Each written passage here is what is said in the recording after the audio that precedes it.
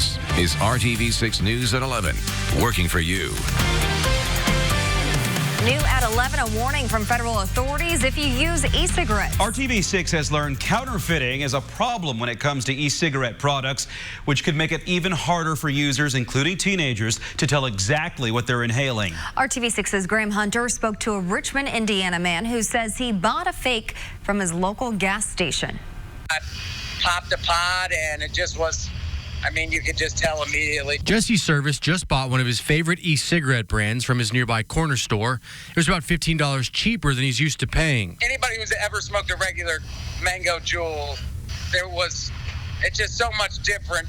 Service thought he was buying mango-flavored Juul brand e-cigarette cartridges. One sign something was off. The company tells me aside from menthol, they don't sell flavored products anymore, a move made to cut back on underage use. I think it's a huge concern for teens, and they all like the mango. The Juul spokesman we talked to says the counterfeiting of their products is a big problem the company is working to stop because often they're the flavors kids favor.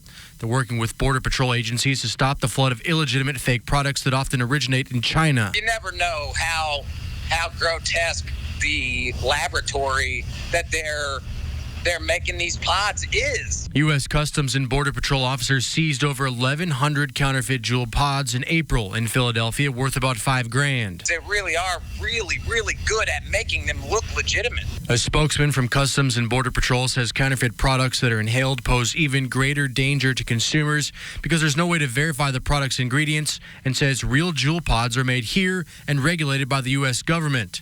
Only on close examination, and after he used it, could Service tell he had a fake. I didn't want to breathe that in, and it wasn't really my choice. Service says he got his money back from the gas station he bought the fake pods from and hopes they stop selling it. My only intentions were just to kind of just spread around to everybody that you got to pay attention. Reporting in Indianapolis, Graham Hunter, RTV6. Graham, thank you. And the Customs and Border Protection spokesman we talked to says they take counterfeiting seriously because of the dangers those products pose to American consumers. Now to a live look outside from our tower camera in downtown Indianapolis. The wind could cool you off a little on this hot and humid night. Storm Team 6 meteorologist Kyle Mounts joining us now. Hey, Kyle. And it was a steamy afternoon. Those temperatures for the third day in a row, making it to 90 degrees. It's after 11 o'clock. We're still right around 80. There's that west breeze around 10 miles per hour. But notice that dew point. It is in the mid 70s. Anytime we get to 70 or higher, it's oppressive. It's that air you can wear kind of feel out there. And it's still giving us a heat index. It feels like 82 in downtown. Still feels like 90 degrees tonight in Muncie. Storm Team 6 radar is nice and quiet. And I do think we'll continue with quiet conditions through the overnight and into the morning hours tomorrow. But it is going to be toasty. Temperatures only dropping back into the lower 70s as you head out the door on Tuesday morning. It will be a dry start to the day. We may not make it through the afternoon dry. We'll take a closer look at that in a few minutes. New at 11, a priceless item once lost is now found. Cheryl Brown reached out to RTV6 tonight to let us know that someone found an urn containing her son's ashes. That urn went missing last week while Brown was running errands. We're working to get more details, and we will bring you updates on this as we learn more. A new biking and walking path is coming to the northeast side of Indianapolis, even though a city councilor and several neighbors say it's a waste of money. The Johnson Road Trail project will connect the 71st Street Trail and the Fall Creek Greenway. The goal is to make a safer, protected lane for bikers.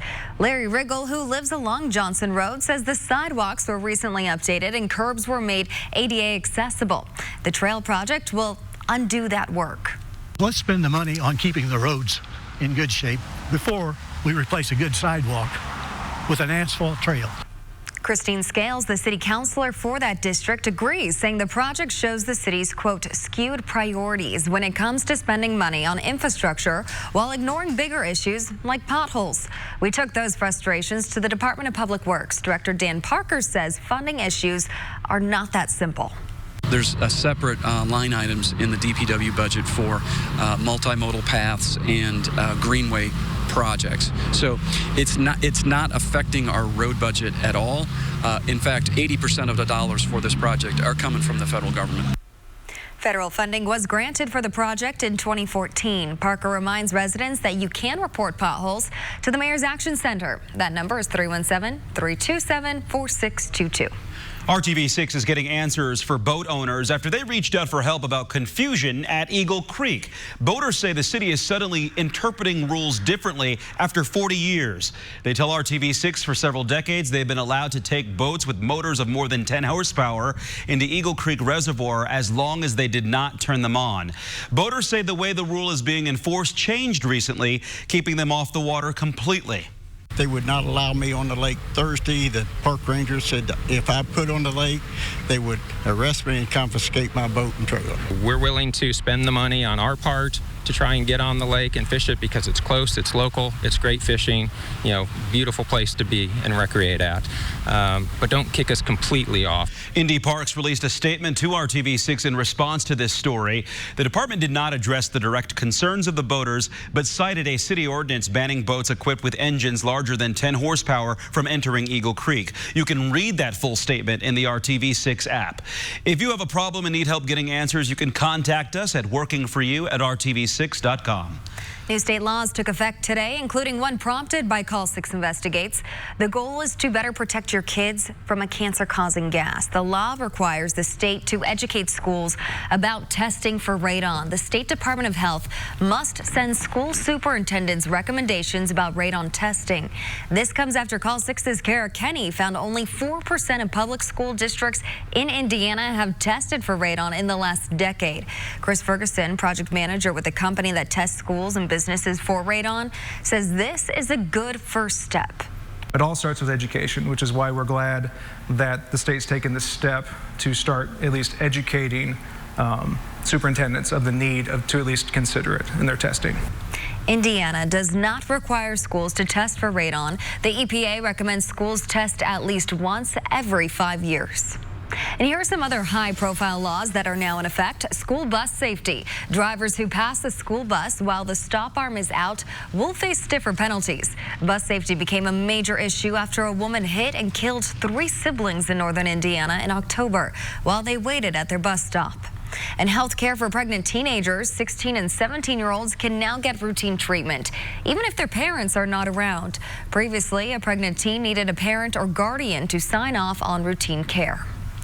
And a controversial hate crimes law. It does not explicitly cover age, sex, or gender identity, leading to criticism. Supporters say the law covers everyone, even if their characteristic is not explicitly listed. An Indianapolis man known for praising the power of pot is now seeking political power. Bill Levin, the leader of the First Church of Cannabis, announced today he will run for the Libertarian Party's nomination for governor. Levin says that he plans on making legalizing marijuana the main part of his platform. His congregation cannot legally use the drug in the church. South Bend Mayor Pete Buttigieg will be in Indianapolis next month. The presidential hopeful will serve as keynote speaker for the Young Democrats of America convention. The event will be on July 18th. It'll be Buttigieg's first formal campaign-style appearance in Indiana since launching his official campaign in South Bend. Buttigieg is off the campaign trail tonight, spending time in South Bend.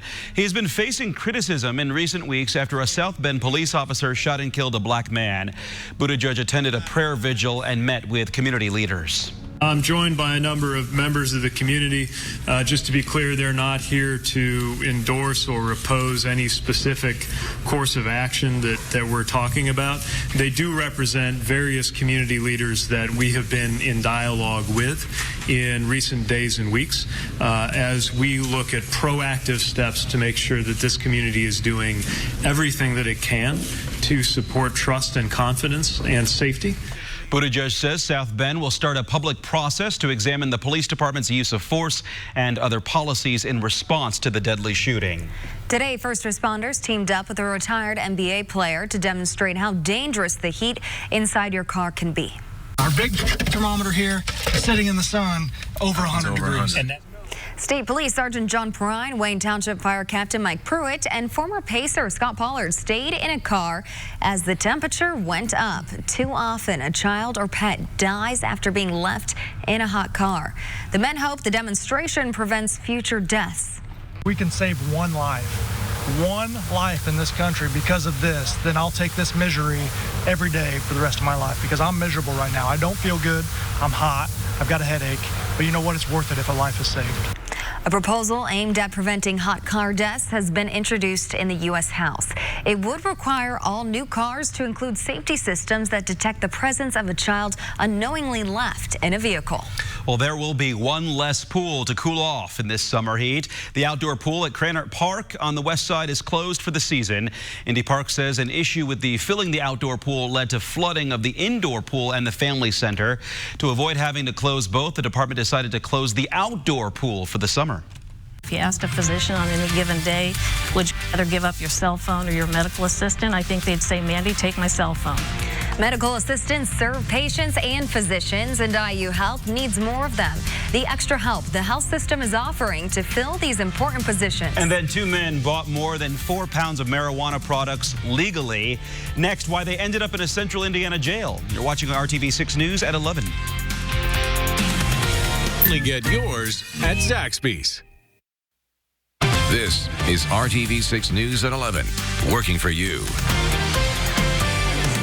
They were purchased legally, but police confiscated more than 2 pounds of marijuana and 2 pounds of edibles, waxes, and oils because they are not legal here in Indiana. State troopers found the drugs during a traffic stop in Henry County this morning. Investigators say the driver and passenger bought the marijuana at a dispensary in Colorado.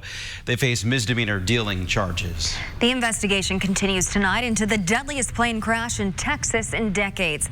The small plane was headed to Florida when it crashed into an airport hangar, killing 10 people. ABC's Maggie Rulli has the latest.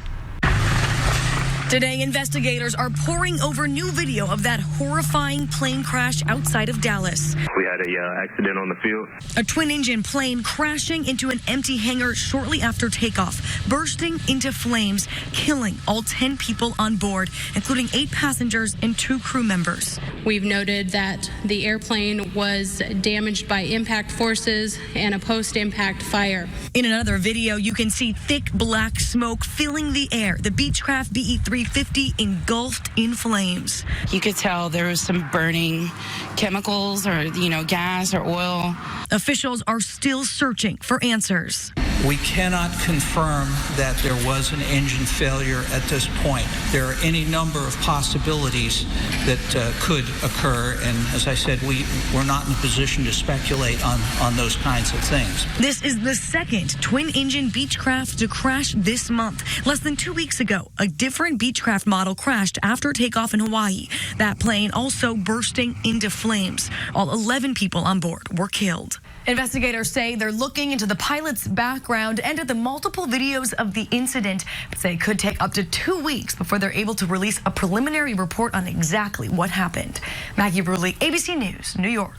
Indiana's Gateway to Work program is billed as a way to connect members of the Healthy Indiana Plan to jobs and training, but opponents say it will prevent people from getting health care. Those against the program held a rally on Monument Circle this afternoon because new eligibility requirements begin today. Requirements include applying for jobs, going to school, or volunteering. Critics say the program will not improve employment and will likely lead to more uninsured people. For demonstrators like Whitney Meeks with the Indiana Recovery Alliance, this fight is personal. I waited 6 months to be accepted into the HIP program to find out that I had stage 4 cancer. If I was to be kicked off of this program, this would cost my life. This is no longer anonymous. We stand before you, challenging everybody to see us, all Hoosiers, and say that we matter. This program matters, and my life matters. Demonstrators delivered thousands of petition postcards to Governor Eric Holcomb's office condemning the changes. The Healthy Indiana Plan is a health insurance program for people ages 19 to 64 who meet specific income levels. A warning from the Indiana Attorney General's office: be careful while shopping for cars on Craigslist. The Attorney General is on alert about car dealers posing as private sellers on Craigslist. Dealers are prohibited from advertising as buy owner on the site, and dealers who post misleading ads by by posing as private sellers could be in violation of Indiana's Deceptive Consumer Sales Act, according to the AG's office. A new and improved BMV branch opens in Speedway tomorrow. It's in the Speedway Supercenter on Crawfordsville Road, west of Lyndhurst. The new location replaces the branch near I-465 and Rockville Road. It includes a BMV Connect Center. That's a self-service kiosk that's available 24 hours a day. It's one of the only 3 Connect centers in Indiana and the first in Marion County. IU Health is going the extra mile to fill important positions. Dozens of medical assistants are needed there. A medical assistant is the first person you talk to on the phone setting up your appointment, and the first person with you in the exam room. They work for the patient and the physician to keep the office running smoothly. Erica Tyndall has been a medical assistant with IU Health for 14 years. I really enjoyed people and helping people and feeling like I'm bringing something to their lives when they come to our office. So I'm the smile when you walk through the door and you are maybe a little nervous. I'm maybe the calm that you can find. We look for someone who has compassion, who has a desire to help people, and who wants to work on a care team. And this job does not require a college degree, only a program that can be completed in as little as 9 months. IU Health offers a career ladder to help medical assistants pass the certification test and advance to higher paying positions. The position pays between $14 to $20 an hour with benefits. For more info, go to hiringhoosiers.com. Now to an out-of-this-world fireworks display that has nothing to do with the 4th of July there. This is an image from the Hubble telescope. It's a cosmic fireworks show in a double-star system, 7,500 light years from Earth. The fireworks started in the 1840s when the system went through a titanic outburst. That's one long show. Yeah, wow. It is in the 1800s. All right. I'm usually like 30 minutes, okay. Yeah, well, we've got a lot of weather to plan around for our fireworks here. We've got the chance for rain, but we've had this heat. Might call it the dog days of summer already. Really is, yeah. Absolutely. And check out these dogs. Kevin Gregory visiting with some family friends, and they went for a swim, but really, hang with me here. That's what you would do to kind of beat the heat, right? But the best part of this video is this right here, the after. The dogs got some headphones on there, and they use the leaf blower quite the to blow dry them out. dryer. Yeah, well, life's tough. And the dog just, that's what they do, all right, as you go to the lake. All right, we got 79 degrees in downtown. It is still warm and muggy in Kokomo at 83 and 85 degrees in Muncie. Tonight, our low temperature, not very low at all, 71 with partly cloudy skies. Don't think we'll have to deal with any rain here during the overnight hours. Tuesday, that will begin to change after a dry start to the day. Those temperatures back into the 80s already as we get toward the mid-morning. So 82 for you at 10 a.m. Lunch hour 86, and isolated shower or storm is going to be possible there. And as we go into the afternoon, those temperatures climbing to around 90 degrees, and that will help to fuel additional thunderstorm activity for us. Now, the temperatures and that humidity that we talked about earlier, those are going to combine with highs around 90. We'll have heat index values tomorrow, middle to upper 90s. Some areas it may feel like about 100 degrees. Your actual temperature around 90 in Bedford, Bloomington, and Spencer at 90 degrees. TrueCast, 3:30 tomorrow afternoon. We start to see some of those thunderstorms developing with that heating of the day. Main threat here going to be some heavy rainfall, frequent lightning, and possibly some wind gusts out of a few of these. But notice once that sun sets, the atmosphere starts to calm down a little bit. On Wednesday, the forecast, well, it's not going to be a washout, but we do increase the rain chances here, and temperatures are still going to be on the warm side. 4th of July, temperatures will top out around 87. We do have the chance for some scattered showers and storms. I don't think, again, we're going to have a washout there, but we are going to have to plan around and hopefully work out that timing just right for those fireworks displays on Thursday evening. 7-day planning forecast now as we put it all together. We're going to be quite warm the next couple of afternoons. Highs right around 90 degrees. We get a little bit cooler, but that's only because the rain chances come up a little bit here Thursday and Friday. That actually will linger into Saturday. I would say our best chances for rain over the next 7 days come up on Friday and Saturday with highs in the middle 80s. We finally get rid of that daily chance of rain as we get into early next week. All right, 91 tomorrow. Get ready for that. Another heat one. Good day to be inside. Yes. Okay, like a job right now. Right, we're going to be just fine with that. We got some action going on downtown. Sports is not uncommon, but perhaps if you're not dialed into volleyball, you're not completely sure what's going on. But it is a big deal. We'll tell you about USA Volleyball's big national tournament that's here. That's coming up. Ashley Home Store, now open in Whitestown. The NBA Summer League getting started in Salt Lake City tonight. Indy's Dylan Windler had quite the debut with the Cleveland Cavaliers, scoring 19 points. A couple of highlight-level plays for his game. 6 rebounds, 3 assists, knocked down 3 threes as well, with 8 of 14 shooting from the field. Well done. Good evening, everyone. Indianapolis does big-time sports as well as any city in the country. Racing, of course, basketball, naturally. Volleyball quickly earning its place among the most attended events here every year. I went downtown to find out why in tonight's Sports Extra Spotlight. The action is intense and the talent is growing. The games are spread out over tens of thousands of square feet at the convention center. And for a 10-day stretch, USA Volleyball is taking over downtown. It's the 40th Girls Junior National Championships, part of a surge in big-time volleyball coming to the Circle City. We have a bunch of hotel options, a bunch of food options. You know, the city of Indy is great to work with. Everybody's so welcoming and hospitality is great. Indy is known for hosting big events, and the numbers on this one hold up. 1,295 teams here from 42 states. 14,000 girls ages 11 to 18 will play championships in 27 divisions, and more than 55,000 people are expected to attend the tournament. The game was even that big when I was playing. I played since I was 8 on this floor. We used to have festival and Junior Olympics back in the day. Now it's even grown more to this tournament. People don't know it unless they're in it, and it's super exciting. Lindsay played for 3 American Olympic teams. Now she's here with the CORE Project, using digital media to tell the stories of young women who have succeeded in the sport.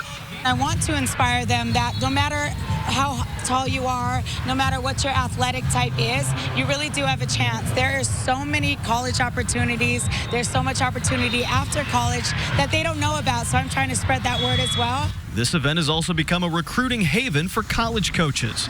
IU's volleyball program has a gleaming new facility to attract top talent. But here, they get a chance to see much, much more. We're able to see hundreds of kids and hundreds of people and meet club coaches and all that kind of stuff and network and all of that, and it's a perfect place for all of that to happen.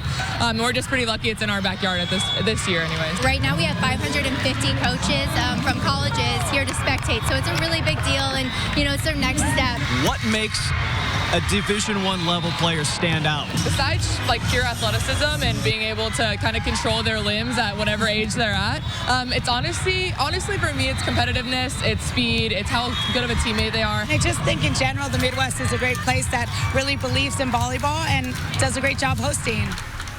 USA Volleyball says more than 200,000 girls participate nationwide. High school volleyball continues to grow here in the Hoosier State. 397 schools in last year's IHAA state tourney, with more than 4,000 girls playing in that one. Next year, the Girls Junior Nationals will be in Dallas. Time for a final break. We'll be back to the desk to finish up tonight's news at 11 next.